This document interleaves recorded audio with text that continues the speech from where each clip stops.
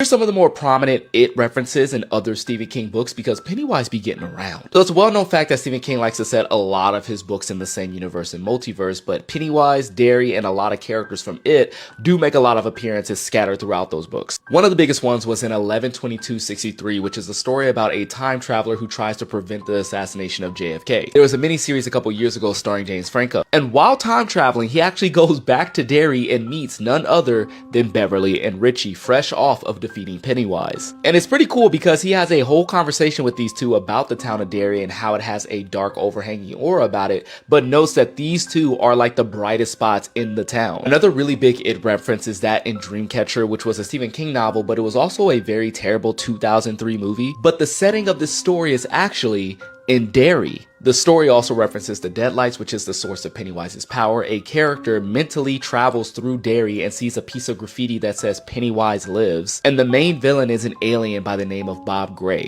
which is also Pennywise's alias. There's also the story of Insomnia, which is also set in Derry, and it follows an old man who can't sleep and starts to have visions. Here they reference two losers from the Losers Club, Mike Hanlon, who's still the librarian at this time, and Ben Hanscom, who later turns into Ben Handsome, and apparently he designed the Civic Center in Derry or something when he was an adult. And then the final one was Tommy Knockers, which was also a series a long time ago. And in it, the main character Tommy, who's passing through, you guessed it, Derry, he believes he starts to hallucinate when he looks at a sewer and could swear he saw a clown staring and smiling up at him. He also mentions that he was holding a fistful of red balloons. There's also a It reference in a new Stephen King adaptation that comes out this year, but I'm not gonna say which.